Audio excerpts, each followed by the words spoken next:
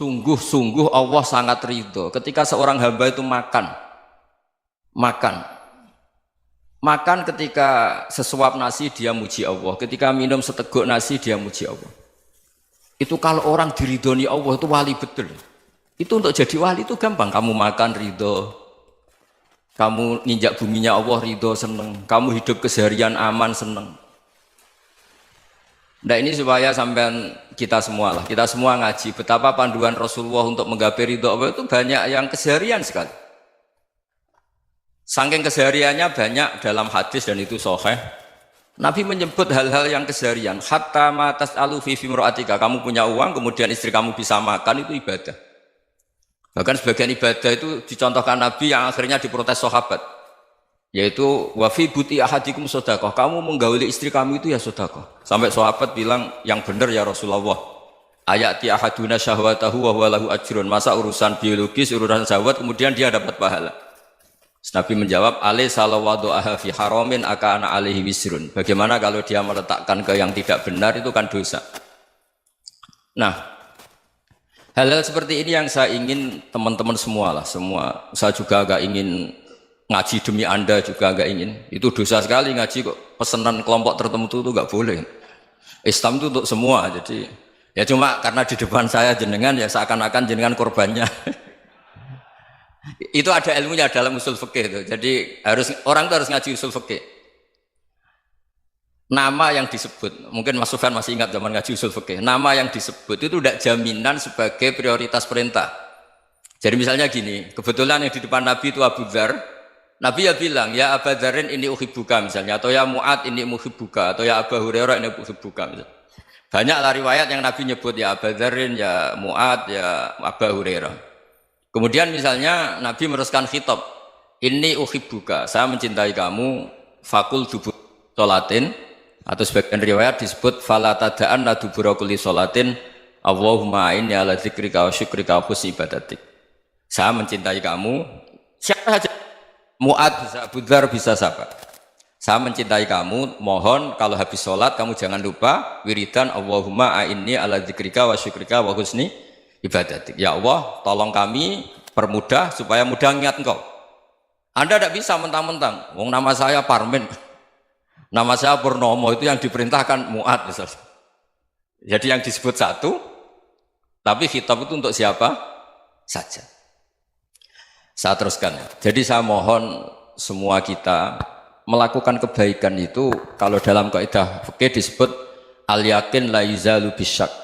Banyak kebaikan yang kebenarannya itu 100%. Tidak punya efek samping ke pihak lain, ke kelompok lain, ke komunitas lain. Itu tadi misalnya Anda makan, dan itu murah sekali, hanya butuh satu piring. Setiap punyaan kamu muji Allah, setiap minum kamu muji Allah. Itu redaksinya Rasulullah SAW disebut Allah sangat ridho ketika seorang hamba makan, kemudian dia memuji Allah. Atau minum, kemudian dia muji Allah. Logikanya gampang, negara seperti ini yang kamu harapkan bentuknya kayak apa, mertua, ipar, komunitas, tetangga, itu nyata terjadi itu kan belum pasti.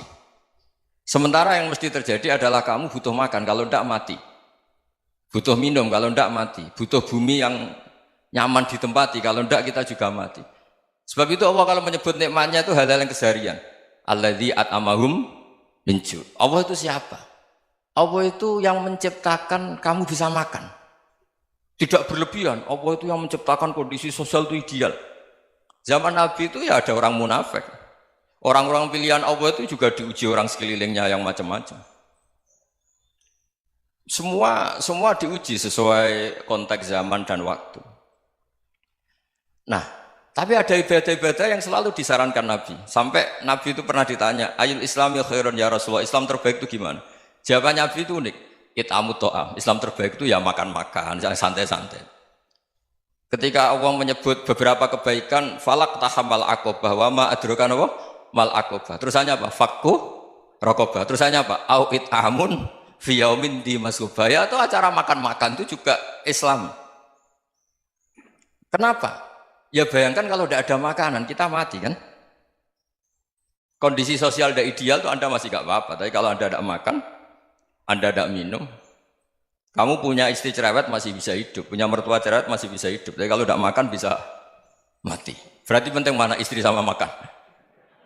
Penting mana? Makan. Semoga istri Anda dengar, nanti kamu disuruh makan tapi pulang deh. Itu kalau dibahasakan makan masih memahami. Penting mana nasi satu piring dengan istri. Nggak ada nasi mati, nggak ada istri belum mati. Penting mana? Gak berani jawab kan? Nah, ternyata Anda ada garang kan di depan istri. Jadi saya mohonlah, mungkin Mas Sufyan Sauri tadi yang bisa bantulah. Teman-teman tuh ngaji yang keseharian saja. Karena kita nyari ridha Allah itu berdasar firman Allah. Dan firman Allah itu menyebut keseharian tuh riang, gampang. Yaitu tadi misalnya wa min ayatihi manamukum bil laili wan nahar. Termasuk ayat-ayat Allah itu kamu tidur. Maka dulu itu ada guyonan, ada tokoh Mu'tazilah, kelompok dalam Islam yang berpikir manusia itu bisa menentukan ikhtiarnya sendiri. Karena saya bisa duduk, ingin berdiri, berdiri. Karena kelompok ini nggak terima kalau semua kehendak Allah, nanti bagaimana kalau semua kehendak Allah kok ada hisab ya, ada sanksi. Lucunya itu dia akhirnya ini cerita ya, mencintai seorang perempuan cantik sekali. Dan itu dia menjadi ahli sunnah itu oleh hal-hal yang sepele. Karena istrinya cantik, ya namanya suami istri itu hubungan intim. Terus ditanya, Mas masih ingin lagi? Masih. Silahkan diulang lagi. Wah ya tidak bisa. Katanya manusia bisa menentukan yang diinginkan. Itu tobat itu. Itu nggak bisa ditobatkan Mas Sufyan Ats-Tsauri. Orang cantik yang mudah nobatkan orang itu orang cantik. Segampang itu. Akhirnya kita tahu, makanya kalau dalam kitab Hikam itu disebut al-aqil mayyakul madza yaf'alu wa hubi wal ghafil mayyakul madza af'al. Orang yang punya akal karena sadar ini wilayah Allah, semua milik Tuhan. Itu dia tiap hari berpikir, besok Allah akan melakukan apa terhadap dunia ini. Kamu merencanakan sesuatu mau plesir, ternyata gempa. Mau wisata ke Rusia, ternyata perang. Kamu tidak pernah tahu apa yang akan terjadi besok. Wa ma tadri nafsum madza taksibu ghadan. Tapi anda semua kita ini sering punya jadwal permanen. Makanya saya kalau diundang siapa saja, sana takdir. Yang jelas Gus ini acara penting. Ya masih acara penting nak pangeran ngersakno piye? Kowe ape dadi pangeran? Kamu kok mau jadi Tuhan? Itu kadang ya kiai. Penting Gus acara ini jenengan harus memastikan bisa. Loh kamu itu yang ngajarin tauhid, sesuatu itu biadillah kok bilang-bilang apa pasti. Kalau saya terus tak tobatkan kamu kata saya itu. Ya kalau gitu Gus bilang insya Allah. Wah itu hati saya, fisik saya, roh saya sudah bilang insya Allah. Tidak usah kamu latih kata saya. Nah hal-hal tauhid keseharian itu gampang sebetulnya. Wal ghafil yaqulu madza af'al. Tapi orang yang lupa Allah dia setiap hari bilang besok apa? Kita bisa melakukan apa? Seakan-akan dia itu aktor, dia penting, dia subjek permanen, dia. Padahal kita ini hanya objek kehendak Allah Subhanahu wa taala. Karena kita yakin sesuatu yang terjadi di alam raya ini kita tidak bisa apa-apa. Makanya saya sering ngaji, sering bilang saya, ketika Anda mensifati Allah, dia yang menghidupkan. Sudah itu tanamkan, sehingga ketika kita mati, santai saja.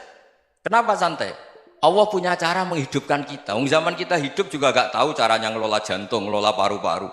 Kamu juga gak tahu ngelola oksigen yang tidak beracun, tidak ngandung polusi. Tahu-tahu hidup. Gak ingin tua ya tahu-tahu tua, gak ingin mati tahu-tahu mati. Selama ini kita hidup juga gak tahu apa sebetulnya. Hanya gaya tok, punya jadwal, punya planning. Kalau kamu bisa menentukan pilihan Anda, pasti Anda istrinya cantik, 4 neriman semua, kona'ah semua. Nyatanya enggak kan? Ada 1 jelek, cerewet. Oh itu kan, nyatanya enggak bisa apa-apa Anda kan? Dan kamu bawa mati lagi.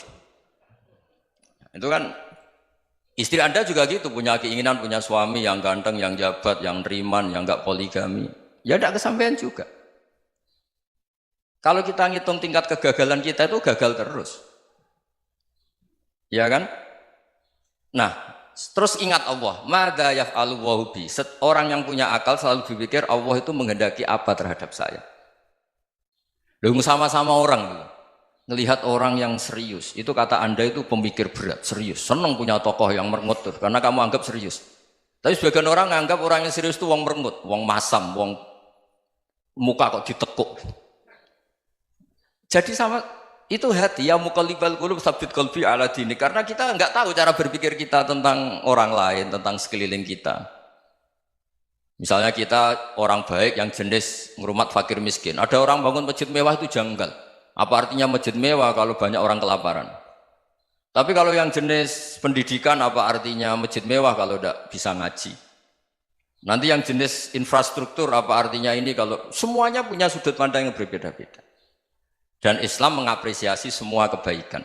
Tapi katakan semua kebaikan itu adalah kehendak Allah Subhanahu wa taala. Karena apapun baik Anda itu pakai fasilitas yang diberikan oleh Allah Subhanahu wa taala. Sehingga ini yang disebut qulillah tsumadarhum fi khawdihim yal'abun. Ya kembali tadi ke tema-tema bahwa keseharian Anda ini sudah Islami. Saat Anda tidak bisa melakukan apa saja. Saya sering ada jenazah, biasanya kalau tetangga meninggal saya sering disuruh ngelepas. Saya bilang orang ini baik karena sering ngelamun di rumah, sering nganggur di rumah. Ditanya sama anaknya, kenapa Gus nganggur baik? Ya kalau dia nganggur artinya juga agak berbuat sesuatu yang maksiat kan? Ya kan, orang nganggur di rumahnya ya tidak bunuh orang, tidak maling, tidak korupsi, ya namanya nganggur di rumah. Lah cuma istri cara pandang nganggur gak menghasilkan uang itu. Tapi juga gak menghasilkan kriminal kan? Jadi sebenarnya Islam itu cara, makanya kalau sampai ngaji usul fikih itu ada kitab usul fikih namanya Lubul Usul, itu terkenal sekali di pesantren itu. Itu kalau ngapresiasi keseharian itu luar biasa. Izma min mubahin illa wa yatahaqqaqu bihi tarku haramimma. Karena keseharian yang mubah saat Anda lakukan itu ada kehebatan yang luar biasa, yaitu meninggalkan haram. Makanya dulu banyak orang-orang alim ketemu temannya itu guyon sampai semalaman. Itu biasanya yang semangat Islam itu kiai kok tidak tahajud, kiai kok tidak witir. Orang yang sedang mapan uangnya banyak, malam itu tidak kelayaban itu sudah luar biasa. Melawan nafsu supaya tidak maksiat itu sudah luar biasa. Supaya lupa guyon sama temannya semalaman sampai subuh. Gejlok-gejlokan ngenang zaman miskin, zaman kuliah nggak jelas, zaman apa. Melihatnya jangan tarkut tahajud. Seperti ini meninggalkan tahajud, tapi meninggalkannya ini talkul muharramat. Jadi kayak apa hebatnya? Sehingga Imam Ghazali punya riwayat yang agak unik. Hatta takuna ibadatu akhiri hadil ummah iku an-naum. Sehingga suatu saat ibadah terbaik umat ini itu tidur. Itu kan riwayat kontroversi. Ketika Imam Ghazali tanya, kenapa iya? Kenapa kamu mulai keluar dari rumah itu sudah banyak maksiat? Melihat perempuan yang enggak mahram, melihat fenomena. Tapi kalau kamu tidur itu enggak melihat apa-apa. Tapi juga kamu jangan nganggap tidur itu ibadah betul. Saatnya melakukan fardu ain malah masih tidur. Tapi itu sudut pandang yang menjadikan kita Islam itu gampang. Jadi saat Anda tidak bisa aktivitas apa-apa, misalnya ada beberapa orang yang lumpuh. Lumpuh itu memang nggak bisa Jumatan, nggak bisa ibadah, tapi dia juga nggak bisa maksiat. Tidur itu memang Anda saat itu tidak bisa tahajud, tidak bisa witir, tapi saat itu ada zina, ada maling, tidak gosipkan orang, tidak bully orang, tidak menanamkan kebencian, tidak hasut.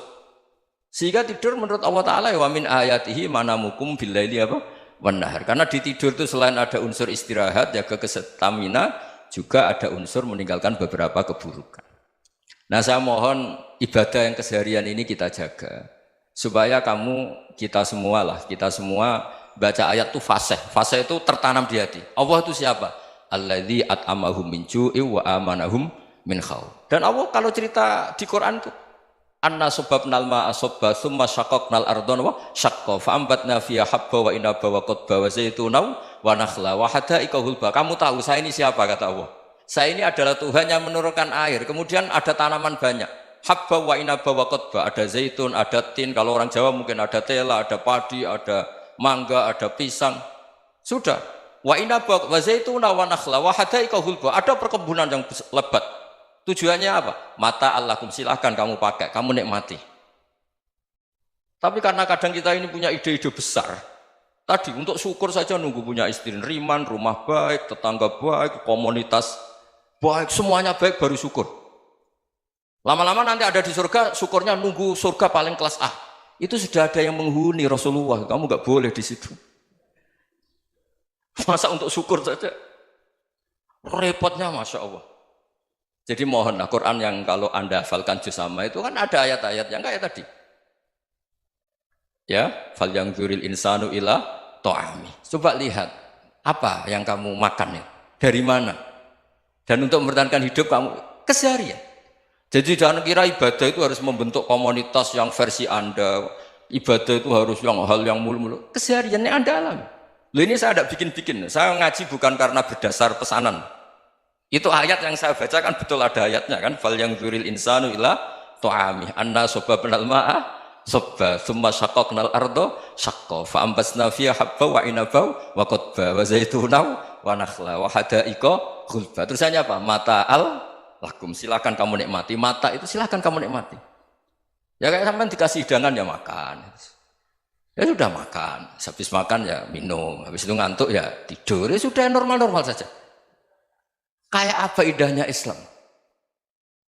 Tapi Anda mencari Islam yang gimana lagi?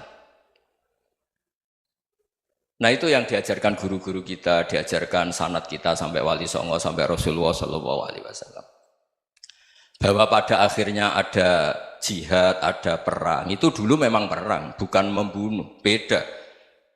Dulu kita dijajah Belanda ya perang, dan itu normal karena kita dijajah. Jadi ketika orang lain ingin baik sama kita, wa in ahadum minal musyrikin astajaroka ya fajirhu hatta yasma'a kalam Allah. Kalau mereka ingin baik ya kita baik. Makanya ada istilah musta'man, mu'ahad. Kalau mereka ingin damai, berdampingan dengan kemajmukan ya itu yang lebih baik. Karena memang Islam menghormati proses perdamaian. Wa in janahu lis-salmi ya fajnah lah. Kalau ingin damai ya kita harus